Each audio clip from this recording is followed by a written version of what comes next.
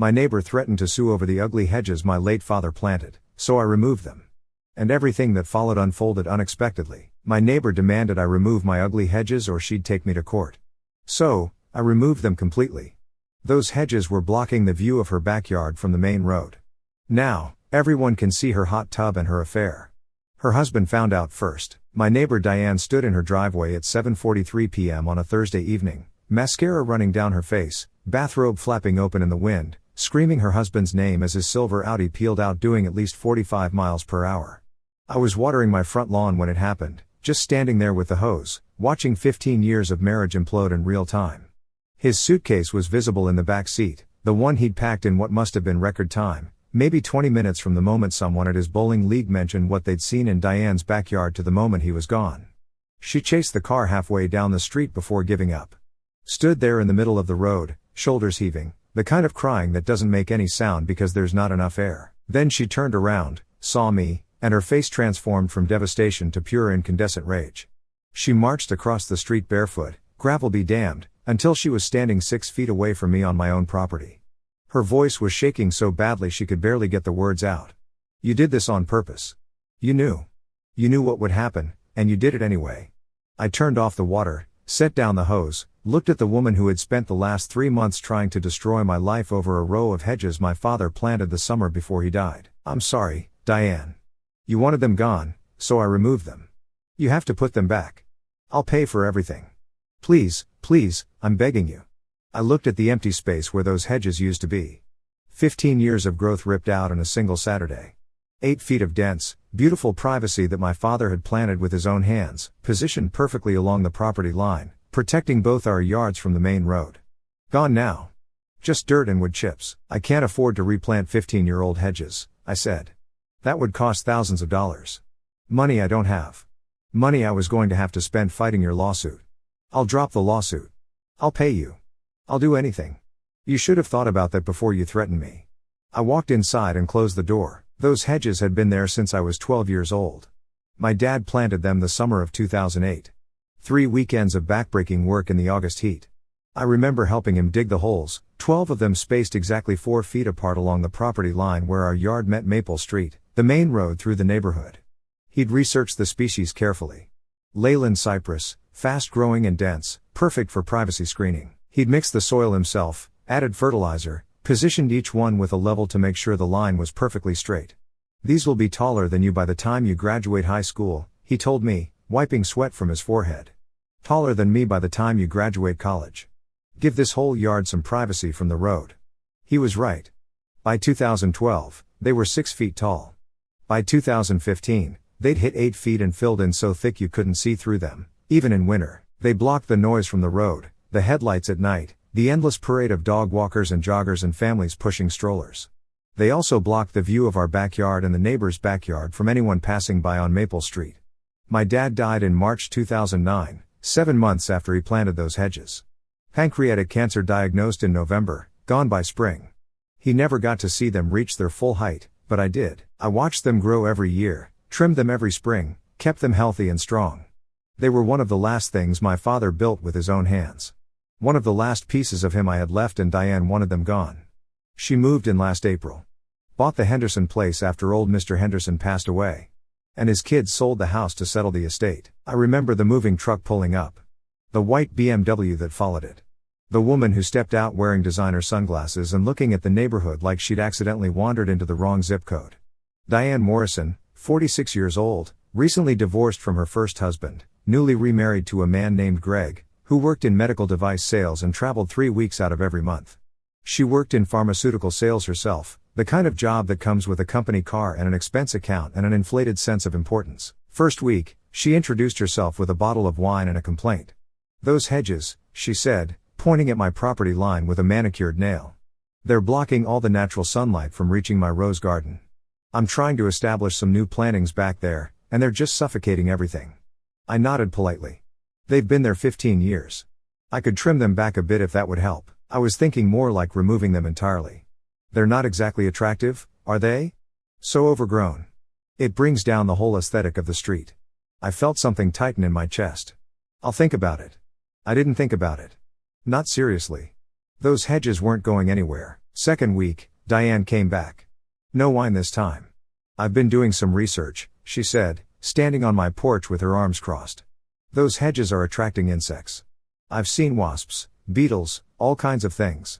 My husband and I are planning to do a lot of outdoor entertaining this summer, and I can't have bugs swarming around our patio. Hedges don't really attract bugs any more than regular trees, I said.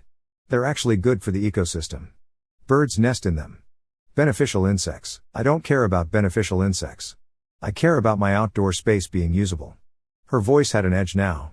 The polite neighbor act was slipping. Those hedges need to go. I appreciate your concerns, Diane, but those hedges have sentimental value to me. My father planted them. I'm not removing them. She stared at me for a long moment. Something cold moved behind her eyes. We'll see about that. Third week, the lawyer's letter arrived. Certified mail. Official letterhead from Morrison and Associates. Attorneys at law, no relation to Diane, I assumed, though the coincidence felt pointed. 3 pages of legal language demanding I remove my visual nuisance within 30 days or face legal action. The letter cited property value reduction, failure to maintain neighborly standards, obstruction of natural light, and creation of pest habitat. It threatened to pursue damages for emotional distress caused by ongoing aesthetic degradation. I read it 3 times, my hands shaking with anger by the end. Then I called my own lawyer. Michael Chen had handled my father's estate back in 2009 and had been my go-to for legal questions ever since. 16 years of property law experience, calm demeanor, and a tendency to tell you exactly what you needed to hear, whether you wanted to hear it or not. He laughed for about 10 seconds straight when I read him the letter. She's got nothing, he said. Absolutely nothing. Those hedges are on your property, properly maintained, not blocking any traffic sight lines. They're not even close to the maximum height allowed by county ordinance. She can threaten all she wants, but any judge would throw this out in the first hearing. So, I don't have to worry. Michael paused. The pause worried me more than the letter had. Here's the thing, Nathan. She doesn't have to win to hurt you. Even a frivolous lawsuit costs money to fight. My fees, court costs, time off work. If she drags this out, and people like her often do, you're looking at $5,000 to $10,000 just to prove you're right. I don't have $5,000 to $10,000. I know. That's the point. People like Diane use the legal system as a weapon. They know most people can't afford to fight back, so they just give in. I sat in my living room that night, looking out the window at those hedges. 8 feet of green, dense and healthy, swaying slightly in the evening breeze. My father's hands had put them there. His sweat had watered them. His last summer on Earth had been spent building something beautiful and lasting, and now some woman who'd lived next door for 3 weeks wanted to destroy them because they blocked her precious sunlight.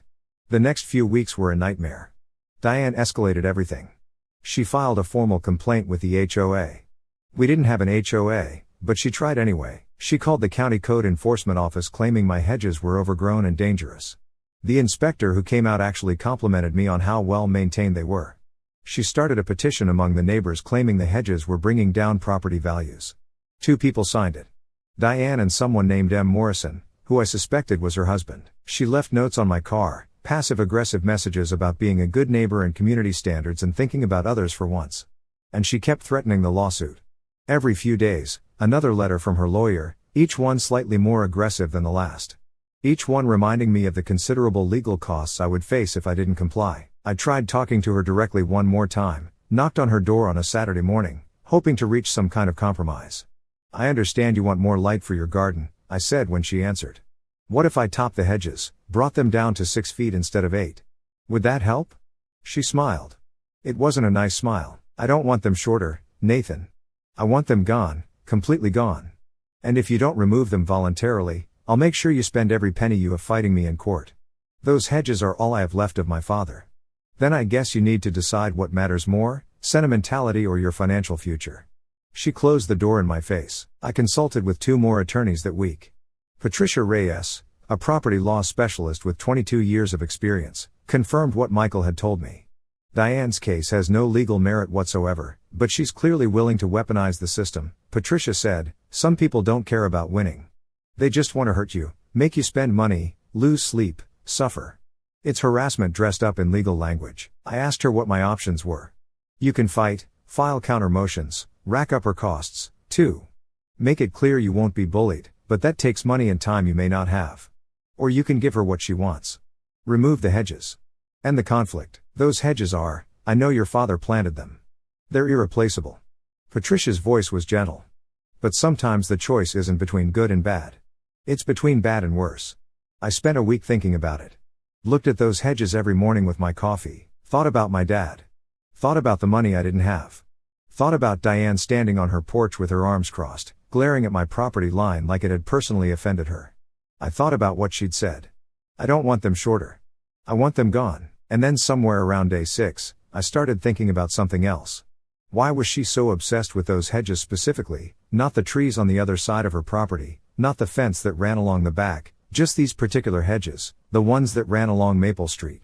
I walked the property line, stood on the sidewalk, looked at her backyard from the perspective of someone passing by on the main road. And that's when I saw it.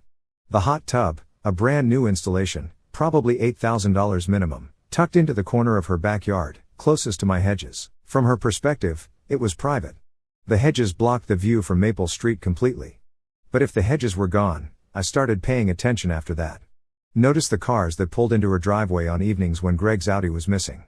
Noticed the lights in the backyard going on around 9 p.m. Noticed the silhouettes visible through the gaps in her fence. 2 figures, not one, climbing into that hot tub. Diane wasn't just using my hedges for privacy. She was using them for cover. I called Michael Chen one more time. If I remove the hedges voluntarily, I asked, does that end her ability to sue me? Technically, yes. She can't sue you for something that no longer exists.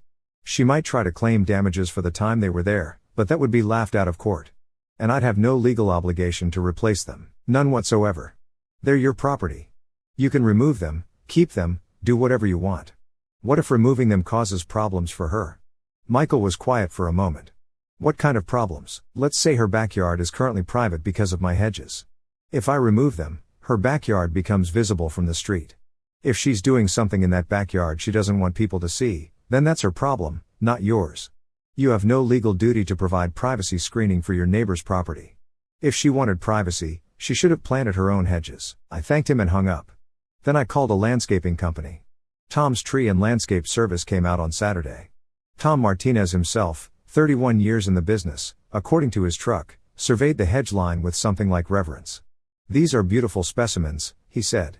Leyland cypress, right? 15 years old at least, perfectly healthy. You sure you want them removed? I'm sure. It seems like a waste. These are mature plants. You can't just buy this at a nursery. It takes 15 years to grow something like this. I know, but I need them gone. Tom shook his head, but he didn't argue further. His crew got to work around 8 a.m. It took them most of the day. Chainsaws, a wood chipper, a small excavator to pull out the root balls. By 4 p.m., that entire property line was bare, just dirt and wood chips where 15 years of growth used to be. I stood on my porch and watched them load the last of the debris into the truck. My father's hedge is gone just like that. I told myself it was necessary. Told myself I had no choice. But it still felt like I was ripping something out of my own chest. Then I heard a door slam. Diane had come outside. She was standing on her porch, arms crossed, watching the truck pull away with a satisfied smirk on her face. She waved at me. That little finger wave people do when they think they've won. I waved back. Enjoy your privacy while it lasts, I thought. It took about 72 hours for the neighborhood to notice. The first sign was the post on the Maple Street Community Facebook group. Someone named Carol Hutchins, lived 3 houses down, retired elementary school teacher, walked her Labrador Retriever past my house twice a day, had posted a carefully worded message. Not sure how to say this, but has anyone else noticed the activities happening in a certain backyard now that the hedges are gone? I'm all for people enjoying their property, but there are children who walk down Maple Street every day. Just concerned about community standards. Within an hour, there were 47 comments. Some people were confused. Some people were outraged. Some people were clearly enjoying the drama and asking pointed questions designed to get Carol to spill more details. By the end of day 1, everyone on the street knew exactly which backyard Carol was talking about and exactly what kind of activities were happening there. Day 2 brought more attention. People started slowing down when they walked or drove past on Maple Street. What used to be a quick glance was now a lingering look. The view into Diane's backyard and specifically her hot tub was completely unobstructed. I saw teenagers on bikes doing double takes. I saw a group of moms with strollers stop and whisper to each other, glancing toward Diane's property. I saw Mr. Leo Patterson from down the street walk his dog past the same spot 3 times in one afternoon. Each time finding a reason to pause and look. Diane must have noticed because she started keeping her blinds closed, stopped using the hot tub during daylight hours. She probably thought she could wait it out until the novelty wore off. She was wrong. Day 3 was the night that changed everything. I was in my living room watching TV around 9:30 p.m. when I heard voices outside. Looked through the window and saw a small crowd gathered on the sidewalk in front of Diane's house. 5 or 6 people, phones out, clearly recording something. I went outside to see what was happening. The backyard lights were on at Diane's place. The hot tub was bubbling. And there were 2 figures in it. One clearly Diane, the other clearly not Greg. Greg drove a silver Audi. The car in Diane's driveway was a black Ford F-150. The man in the hot tub was visible from the street, even in the dark. Broad shoulders, dark hair. Definitely not the balding medical device salesman I'd seen coming and going for the past year. Someone in the crowd was live streaming it. Someone else was taking photos. Someone was laughing nervously saying, oh my God, over and over. Diane must have heard them because suddenly the lights went off and the figures scrambled out of the tub. The back door slammed. The crowd dispersed, still buzzing with excited whispers. I went back inside. This was going to get worse before it got better. Day 4. The evidence went viral. At least viral by neighborhood standards. The photos and video from the previous night had been shared in a private neighborhood group chat. Someone had screenshotted it and posted it to the public Facebook group. Someone else had identified the man in the hot tub as Kyle Danner, a personal trainer at the gym where Diane worked out. By noon, everyone on Maple Street knew that Diane Morrison was having an affair with her personal trainer in her hot tub while her husband traveled for work. And her husband was part of a bowling league with 3 other men from the neighborhood. Thursday evening, Greg came home. I know because I heard his car pull into the driveway around 5 p.m. Heard the door slam. Heard raised voices from inside the house, muffled but unmistakably angry. Then around 7:30 p.m., someone from his bowling league stopped by. David Chen, no relation to my lawyer Michael, lived 2 streets over, retired accountant, had known Greg for years. I wasn't there for the conversation, but I can imagine how it went. The awkward pause. The hey man, I need to tell you something. The moment when Greg's world fell apart. At 7:43 p.m., Greg's silver Audi peeled out of the driveway, suitcase in the back seat, Diane chasing him down the street in her bathrobe, and me standing on my front lawn with a hose, watching it all unfold. Diane came to my door 3 times in the following week. The first time, she was still in shock, crying, begging, offering to pay for new hedges, mature ones from a nursery. I'll cover everything. Mature hedges that size would cost at least $15,000, I told her. And they wouldn't be my father's hedges. They'd just be plants. The second time, she was angry, screaming about how I deliberately destroyed her life and how she was going to sue me for everything I had. For what, I asked, removing hedges from my own property at your demand with a lawyer's letter as documentation? She didn't have an answer for that. The third time, she brought Kyle Danner with her, the personal trainer. Apparently, they were now publicly a couple since the secret was out anyway. We want to make things right, Kyle said like he had any standing to speak. Diane's going through a really hard time. Her husband filed for divorce. She's losing the house. We just want to find a solution. The solution was right there for 15 years, I said. It was called a hedge. You wanted it gone. It's gone. I closed the door. The divorce was finalized 4 months later. I know because Diane's name appeared in the county court records. Public information easily searchable. Greg Morrison v. Diane Morrison. Case number 2024 DR 00000847. Grounds: adultery. Under state law, adultery doesn't affect the division of assets in a no-fault divorce state, but it does affect alimony. Greg's lawyer, a shark named Patricia Wellington, 28 years of family law experience, successfully argued that Diane's marital misconduct should be considered when determining spousal support. She got nothing, 0 alimony, and because she'd quit her pharmaceutical sales job 6 months after remarrying, Greg made enough for both of them. She'd figured she was set. Suddenly unemployed with no income and no savings. The house sold 3 months later. I watched the moving truck pull away, watched Diane load boxes into Kyle's F-150, watched them drive off to whatever apartment they could afford on a personal trainer's salary. A young couple bought the Henderson place, now the Morrison place, now someone else's place entirely. They have a golden retriever and a baby on the way. Nice people, normal people. They asked me about the empty space along the property line, the dirt and wood chips where something obviously used to grow. Hedges, I told them. There used to be hedges there.